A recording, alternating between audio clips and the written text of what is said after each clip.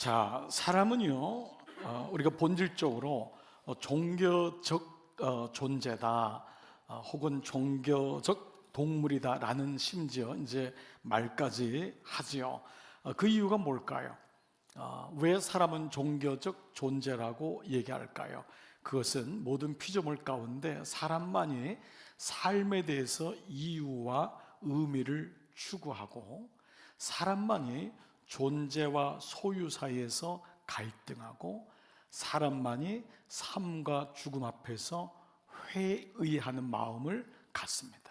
우리가 만약에 이렇게 하나님과의 관계가, 그러면 여기서 우리는 제한적이고 유한하기 때문에 우리는 종교가 필요해 라고 한다면, 하나님과 우리의 관계는 종교적인 관계로 끝날 거예요. 이 종교적인 관계는 뭐냐? 내 인생에 결핍과 혼돈이 있으면 계속 그걸 추구하고 채우려고 하는 대상이고, 더 채우기 위해서는 더 열심히 뭔가를 해야 되고, 지성이면 감천이고 신을 감복시켜야 되는 그러한 행위를 종교적인 관계라고 한다는 것이죠. 자, 그렇기 때문에 이 지점에서 물어야 하는 것이 뭐냐면, 내가 지금, 우린 다 예수를 믿기 위해서, 예수를 믿기 때문에 오늘 이 자리에 왔잖아요.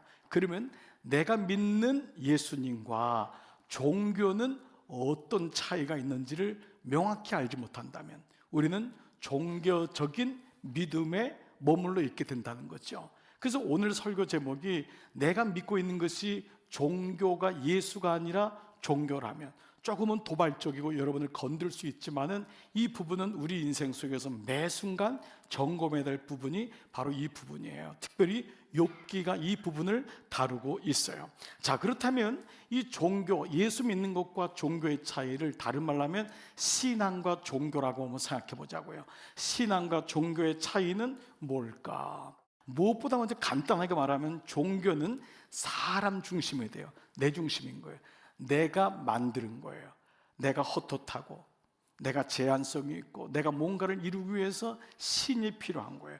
애굽에서 나온 이스라엘 백성들이 하나님 대신 만든 게 뭐죠? 금송아지였어요. 하나님은 멀리 계신 것 같거든요. 침묵하는 것 같거든요. 자기들의 기도 제목에는 그런 건 응답하지 않을 것 같거든요. 그래서 애굽에서만 금을 다 모아가지고 금송아지를 만들었어요. 종교의 중심은 누구냐면 사람이에요. 사람이 거기 내가 있는 거예요. 나를 위해서 종교가 필요한 거예요.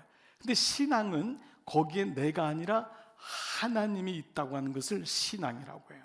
즉, 내가 예수를 믿는다는 것은 거기에 내가 먼저가 아니라 예수 그리스도가 있다는 것이 바로 신앙이라고 할 수 있어요. 자, 이것을 신앙이라고 하는 가장 분명한 이유는 뭐냐 하면, 하나님이 이미 이루어 주신 구원을 믿음으로 받아들이기 때문에 그래요. 종교는 내가 구원을 만드는 거예요. 근데 기독교의 핵심은 뭐냐면, 하나님이 이미 이루어 놓으신 구원을 내가 믿음으로 받아들이는 것, 이것이 기독교와 종교의 차이라고 할 수 있어요. 인간이 중심되고 인간이 주도권이 되어서 만든 종교는, 그래서 여러 가지 경험, 내가 뭘 체험해서, 아니면 명상, 혹은 깨달음, 혹은 득도, 혹은 여러 가지 어떤 선한 행위를 통해서 소위 말하는 신의 경지에 올라가는, 그들도 말하는 구원을 이룰 수 있어요. 이것이 인간이 신에게로 올라가는 과정인 거예요. 내가 죽도록 고생하고 훈련하고 명상하고 득도해서 내가 어떤 것을 깨달음으로 인하여서 신의 경지에 올라가는 거예요. 그런데 기독교의 신앙은 그게 아니에요. 정반대예요. 기독교의 신앙은 하나님이 이미 이루어주시는 구원을 내가 믿는 거예요. 받아들이는 거예요. 그래서 방향이 역방향이에요. 종교는 인간이 신에게로, 근데 기독교는 하나님이 우리에게 주신 구원을 이루는 과정이라고 할 수 있어요. 자, 그런데 우리가 이 세 친구와의 논쟁을 보면서 놓치지 말아야 될 게 있어요. 물론 이들은 위로자로서 갖는 무례함 혹은 공감하지 못하는 것은 기본적으로 잘못됐어요. 이건 아니에요. 아무리 지식이 있어도 아픔을 겪는 사람 옆에 가서 모든 정답을 얘기하려고 하는 것은 위로자로서는 굉장히 잘못된 거예요. 물론 여기서 우리는 이 세 친구의 무례함에 대해서도 우리는 교훈을 받을 수 있고, 혹은 또 공감하지 못함도 교훈을 받을 수 있어요. 그러나 성령의 감동으로 쓰여진 하나님 말씀이 그저 우리에게 무례하면 안 돼, 공간 가져야 돼 라고 한다면 이 말씀을 우리는 구속사적으로 볼 이유가 없겠죠. 그러니까 이 말씀이 구속사적으로 들리는 이유는 뭐냐 하면 이 논쟁 가운데는 어떤 메시지가 있냐 하면 세상은 왜 복음을 불편해하는가라고 하는 메시지가 이 안에 흘러요. 자, 좀 더 여러분을 같이 한번 가볼게요. 욥의 겉으로는 세 친구와의 논쟁인데 이 엘리바스가 왜 욥에 대해서 불편한 마음을 갖느냐, 오늘 여러분에게 16절까지 6가지의 요소들을 느끼는, 엘리바스가 이 욥에 대해서 느끼는 감정이 6가지 느낌인데, 이것을 오늘 역으로 말하면 엘리바스의 세 친구는 하나님을 알지만은 율법적으로 아는, 종교적으로 알거나 하나님을 전혀 알지 못하는 세상을 대변하는 예표가 세 친구예요. 그래서 우리는 욥을 잘 모르면 세 친구의 메시지가 더 은혜가 되는 거예요. 물론 세 친구 얘기가 표면적으로는 틀린 게 없어요. 그래, 나도 죄인이야, 회개하라는 것 알아, 네 죄값이라는 거 알아. 그런데 이 말이 규범적이고 전통적이고 그래 바른 생활이야, 바른 답인데 욥에게는 이게 진짜 구원과 은혜의 메시지가 안 되는 거예요. 이게 욥기예요. 이 사람들이 얘기하는 게 맞아요. 근데 이게 시원함이 없는 거예요. 내 영혼 속에 은혜가 안 되는 거예요. 구원의 감격이 안 되는 거예요. 내가 순종하겠어, 그러니까 죄값 때문에 그냥 엎어지라고 순종은 하겠어. 그렇지만 종으로서 순종하는 거하고 자녀로서 저항하고 싶은 마음이 욥에게는 있는 거예요. 여러분, 이게 이해가 되세요? 내가 종으로서 내가 순종하겠다, 난 자녀거든. 왜냐하면 욥은 신자의 예표라고 했거든요. 그러니까 내가 자녀로서 겪는 거 이해 안 되는 건 아버지한테 할 말을 좀 하고 싶어. 그러니까 좀 이런 관계를 요구하는데 이 세 친구는 이게 안 되는 거예요. 자, 그러면 엘리바스가 왜 욥에게 6가지 마음으로 불편한 마음이 있었느냐라는 것은, 엘리바스는 세상과 종교적인 그리스도인에게 해당되는 마음이라면 이 6가지 마음은 여러분들이 편하게 밥 먹을 때는 불편하지 않던 사람이 복음을 증거하면 불편해하는 세상 친구들, 집에 같이 있을 때는 별 문제가 없는데 복음을 얘기하면 불편하는 배우자들, 그냥 자녀와 부모 관계는 전혀 문제가 없는데 복음을 얘기하면 불편해하는 자녀들에게 왜 복음이 불편한가가 엘리바스가 욥에게 느끼는 6가지의 감정이에요. 아마 여러분 중에는 예수님을 아직 영접하지 않으신 분에는 엘리바스의 말에게 공감이 갈 거예요. 자, 첫 번째, 엘리바스가 뭐라고 하냐, 1절에서 3절, 욥 자네 말은, 네가 하는 말은 허망해. 허망이라는 단어예요. 1절 3절 세 번역인데요, 같이 한번 읽을게요. 시작. 대만 사람 엘리바스가 대답하였다. 지혜롭다는 사람이 어찌하여 열을 올리며 궤변을 말하느냐. 쓸모없는 이야기로 논쟁이나 일삼고 아무 유익도 없는 말로 다투기만 할 셈이다. 자, 첫 번째가 허망하다는 거예요. 너 논쟁이나 일삼고 네 말을 들으면 논쟁하는 것 같다. 나에게 이런 얘기 하지 마. 자꾸 복음에 대한 얘기, 이런 얘기 논쟁 삼지 마. 이게 첫 번째 메시지죠. 두 번째, 4절 말씀, 욥 자네 말은 위험해. 이거 말 들으니까 위험한 거야. 일반적인 규범이랑 틀린 것 같아. 일반적인 전통 종교적인 거랑 틀려. 그래서 4절 세 번역 다 같이 읽을게요. 정말 시작. 정말 너야말로 하나님을 두려워하는 마음도 내던져버리고 하나님 앞에서 뉘우치며 기도하는 일조차도 팽개쳐 버리는구나. 그 욥은 하나님 앞에서 막 컴플레인도 하고 싶고 하는데 종교적으로는 뭐예요? 이거는 불경건인 거예요. 하나님 앞에 네가 도발하냔 말이야. 너 위험해. 일반적인 거는 도발하는 거야. 바로 이거예요. 자, 세 번째, 5절에서 6절까지 욥 자네 말은 자기 합리화야. 너가 자꾸 복음에 대해서, 교회에 대해서 얘기하는데 니는 좋지, 니는 합리화야. 5절 6절 내 죄가, 시작. 내 죄가 내 입을 부추겨서 그 혀로 간사한 말만 골라서 하게 한다. 너를 정죄하는 것은 내 입이지 내가 아니다. 바로 내 입술이 내게 불리하게 증언한다. 네, 너가 얘기하는 게 자기 합리화. 너가 그냥 아주 내가 이해하지 못하는 말만 골라서 네가 하는구나. 자기 합리하구나. 너 혼자 똑똑하구나. 네 번째는 7절부터 10절인데 욥 자네 말은 오만하네. 아주 예수 믿는 사람은 교만한 거야. 자기 혼자 진리를 다 하는데, 진리 예수 아니면 지옥 간대. 이 얘기를 때 오만한 거예요. 7절부터 10절 내가, 시작. 내가 맨 처음으로 세상에 태어난 사람이기라도 하며 삶보다 먼저 생겨난 존재라도 되느냐? 내가 하나님의 회의를 엿듣기라도 하였느냐? 어찌하여 너만 지혜가 있다고 주장하느냐? 우리가 알지 못하는 어떤 것을 너 혼자만 알고 있기라도 하며 우리가 깨닫지 못하는 그 무엇을 너 혼자만 깨닫기라도 하였다는 말이냐? 우리가 사귀는 사람 가운데는 나이가 많은 이도 있고 머리가 센 이도 있다. 내 아버지보다 나이가 더 든 이도 있다. 어떻게 너만 진리를 안다고 하냔 말이야. 어떻게 너 혼자 깨닫는다고 하냔 말이야. 왜 거기에만 구원이 있냔 말이야. 왜 다른 교회는 교회가 구원이 없어? 정상에 올라가면 되는 거 아니야? 왜 너 혼자 마치 무슨 다 그냥 산 것 같이 얘기하느냔 말이야. 오만하도다. 다섯 번째는요, 13절, 11절, 13절인데요. 욥 자네 말은 불쾌하네. 복음을 들은 사람 모두가 불쾌해요. 여러분 보세요. 11절부터 하나님이 내게 위로를 베푸시는데도 내게는 그 위로가 별것 아니란 말이냐? 하나님이 내게 부드럽게 말씀하시는데도 내게는 그들이 그 말씀을 하찮게 들리느냐? 무엇이 너를 그렇게 건방지게 하였으면 그처럼 눈을 불안하게 하였느냐? 어찌하여 너는 하나님께 격한 심정을 털어놓으며 하나님께 함부로 입을 놀려 대느냐? 좀 더 이게 시적인 거지만 부분적인 게 뭐냐면 불쾌하다는 거예요. 너의 태도가. 너 이렇게 하나님 잘 믿는다고 하지만 그런 태도가 불쾌하다. 예수 안 믿는 사람, 특별히 예수를 아는 사람을 만났을 때 이런 마음을 분명히 느낄 거예요. 여러분도 옛날에 전도 받았을 때 느꼈을지 몰라요.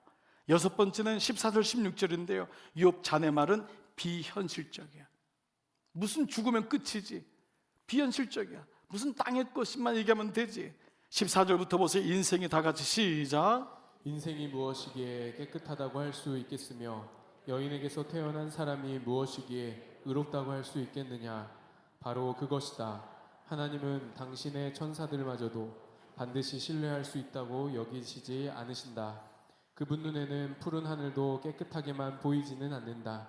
하물며 구역질 나도록 부패하여 죄를 물 마시듯 하는 사람이야. 자, 여러분에게 좀 계속 반복적인 얘기를 드리지만 우리가 욥의 전체적인 문맥을 모르고 욥이 어떤 거를 말씀하는 것을 구속사적으로 분명히 보지 못하면 이런 얘기들은 오히려 우리가 그냥 짜맞춰도 얘기가 은혜가 되는 거예요. 이 엘리바스가 얘기한 거. 여러분 세 친구들의 얘기가 표면적으로 틀린 게 아무것도 없어요. 자, 하여튼 간에 엘리바스는 욥의 이 말과 태도에서 아주 불편해요. 그동안 알고 있었던 종교적인 교리에 수긍하지 못하고 자꾸 자기가 알고 있었는 듯이 얘기하는 건 욥의 말 태도 많이 불편한 거예요. 자, 근데 무엇보다도 이 세 친구들의 욥을 향한 불편함은 먼저는 욥의 고난을 부당한 고난이라고 하는 것이 마음에 안 드는 거예요. 욥의 고난 부당하다는 것만 이유가 없다. 이 고난 물론 죄값이다라고 하면 아주 인과율로 딱 떨어지지만 욥이 보니까 세상에 꼭 그런 것만은 아니라는 거예요. 이 땅에서 일어나는 모든 고난이 이유가 꼭 되는 것만 있는 게 아니라는 거예요. 나는 왜 이런 가정에 태어났냔 말이에요. 나는 왜 태어나면서 장애를 가지고 태어났냔 말이에요. 나는 왜 잘했는데 이런 가정이 깨어지는 일을 경험하냔 말이에요. 내 아이는 왜 평생 병원에 있어야 하냔 말이에요. 왜 아기는 저렇게 멀쩡한데 왜 나는 이렇게 가난하냔 말이에요. 인생에서 이유를 알 수 없는 부당한 고난을 욥이 얘기할 때 이 얘기 자체를 불경건하게 모는 거예요.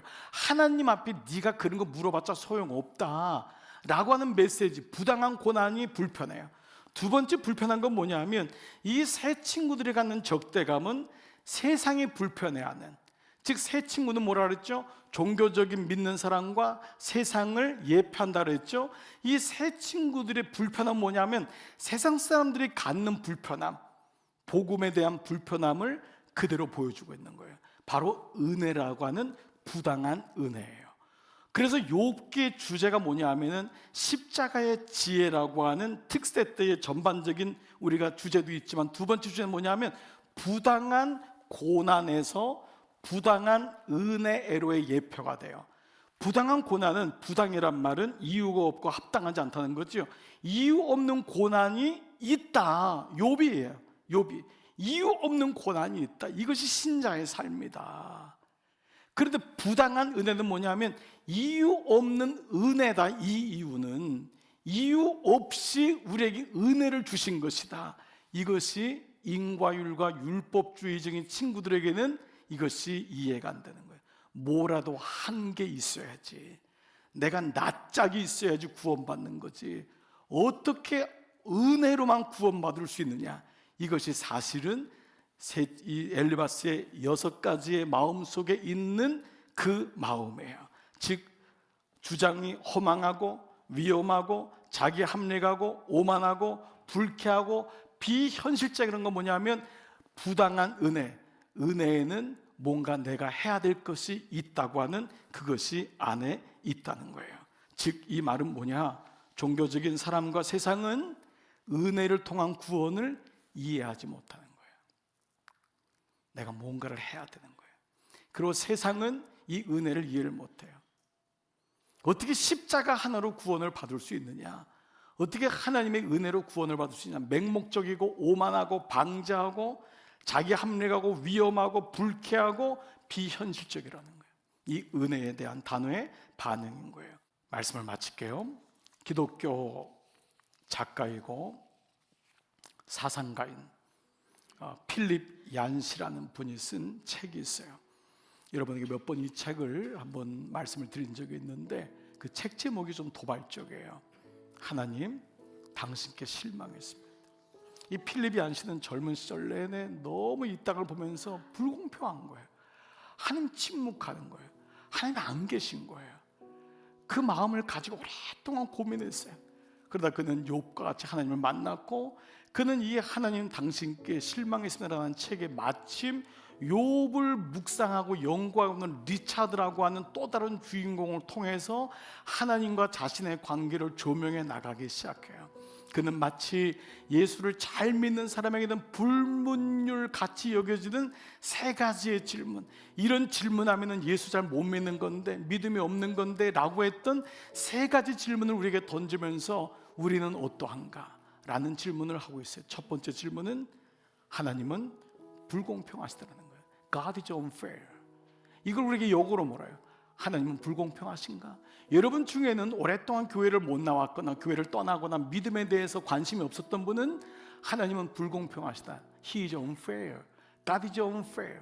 봐라, 악인이 훨씬 저렇게 하지 않냔 말이야. 저렇게 속이는 사람이 정치인 되고 국회의원 배지 달고 모든 땅을 다 갖고, 이렇게 서민들은 아무것도 없는데 속이는 사람이 떵떵거리지 않냔 말이야. 탈세하고 마음대로 갑질하는데도 건물이 몇 개나 있고, 우리 그런 걸 많이 보잖아요. 그러면서 나는 뭐지? 물론 우리도 그렇게 좀 살고 싶기도 하고 그것도 부도 좀 누리고 싶기도 하지만 어느 순간인가 unfair한 것 같아요. 악인이 오히려 건강해요. 예수 믿는 사람은 매일마다 비실비실한 사람도 많고, 저 사람 예수 잘 믿는데 암 걸렸다 그러고 병 걸린 사람 다 교회 오는 것 같고. He is unfair. God is unfair. 그럼 묻는 거예요, 역으로. Is God unfair? Is God unfair? 그러면서 여러분 필립 얀시의 말을 들어보세요. 그래요. 하나님은 분명하게 불공평하시다. 무엇보다 그분을 위해 아무것도 한 것이 없는 당신을 아무 이유 없이 사랑하시는 것 그 자체가 unfair하다. 하나님을 위해 아무것도 한 것이 없는 당신을 위해 구원의 은혜를 주시고 십자가를 허락하신 그분은 정말 unfair하다. 이것은 당신이 믿는 종교하고는 맞지 않는다는 거예요. 세상만 불공평하다고 생각하는가? 하나님의 그 구원의 사랑을 받았음에도 그렇지 못하는 우리 또한 불공평한 존재임에 분명하다. 근데 우리는 말끝마다 왜 unfair하다고 말할까? 두 번째, 모든 사람들이 가지고 있는 질문 중에는 하나님은 침묵하신다. 이걸 역으로 물어요. Is God silent? Is God silent? 하나님 정말 침묵하시는가? 얀시 얘기를 들어보세요. 왜 하나님만 침묵한다고 생각하는가? 당신은 하나님의 자녀로 그분을 드러내기 위해 부르심을 받았음에도 얼마나 오랜 시간 동안 이런저런 이유로 하나님에 대해서 침묵했는가? 왜 하나님만 침묵한다고 하는가? 당신도 하나님에서 침묵하지 않았는가? 그런데 하나님은 왜 당신이 원하는 그 시간에 당신이 원하는 그 모습으로 꼭 나타나야 하는 건가? 그리고 당신이 느끼지 못하고 알지 못하고 이해되지 못하면 그분은 침묵하는 건가? 세 번째 질문은 하나님은 숨어 계시도다. 안 나타난다는 거예요. 아무리 이 땅보다 하나님 안 계신 것 같아. 그래서 이걸 영어로 뭐라 해요? Is God hidden? 하나님은 숨어 계시는가? 그의 말을 들어보세요. 당신은 우주의 모든 것을 다 볼 수 있는가? 이 세상에 일어나는 모든 일을 다 보면서 하나님이 없다고 얘기할 수 있는가? 당신의 영적인 시력은 얼마인가? 당신은 너무도 세속적이고 너무도 현실적이고 자기밖에는 보지 못하는 당신에게 하나님이 보이지 않는 것은 오히려 하나님을 위해서도 옳은 것이 아닌가? 오랜 친구에게도 당신의 마음을 숨기면서 왜 하나님은 당신에게 모든 걸 드러내야 한다고 생각하는가? 감히 당신은 하나님께서 숨어 계시다고 말할 수 있을까? 물론 얀시는 우리의 마음을 다 받아들이면서 소설 같은 스토리를 통해서 이런 마음을 나눠요. 여러분, 이런 말이 있어요. 종교는 하나님을 분석하지만 믿음은, 신앙은 하나님을 사랑한다. 종교는 분석하느라고 하나님을 몰라요. 이게 문제고 저게 문제고, 나는 저래서 교회가 싫고 나는 이래서 예수 믿는 사람이 싫어. 그러나 신앙은 하나님을 사랑한다. 그래서 필립 얀시의 마지막 문단에는 이런 표현까지 썼어요. 하나님은 사랑받기 원하신다. 분석받기 원하는 것이 아니라. 이 말은 뭐지요? 하나님은 당신을 사랑하는 자를 지금도 목말란다는 거예요. 수많은 사람이 그리스도를 믿고 교회를 나오지만 종교적으로 믿는 거예요. 하나님을 사랑하진 않아요. 교회에 나오지만은 일주일 내내 자기 일에 바쁜 거예요. 그래서 또다시 우상같이 하나님을 믿는 거예요. 주일날 안 나면 찝찝하니까, 11조 안 나면 찝찝하니까, 차 고장난 거 이거 주일날 안 나가서 이런 것 아니야? 하나님을 그 영역으로 놔두는 거예요. 그 가정에 하나님이 못 들어가세요. 그 부부 사이에 하나님이 없어요. 하나님은 늘 외로운 거예요. 하나님은 문 밖에 있는 거예요. 하나님은 교회 바깥에 있는 거예요. 오늘도 예배에서 수천 명이 예배드리는 교회들이 한국에 얼마나 많이 있어요. 다 막 고함을 지릅니다. 막 주십시오, 주십시오, 주십시오. 하도 달라고 하니까 달라고 말라 그랬잖아요. 그러니까 뭐라 그래요? 주십시오, 주옵소서. 주지 말라고 그 말 하지 말게 주시옵소서. 우리 모두가 막 외치는 거예요. 이것도 주고 저것도 주고 내 자식도 고쳐주고 며느리도 고쳐주고 애도 갖게 해주고 진학도 시켜주고. 근데 아무도 하나님을 사랑하지 않는 거예요. 이걸 가르쳐서 종교에 머무른 그리스도인이라고 하는 거예요. 집 좀 사게 해주세요.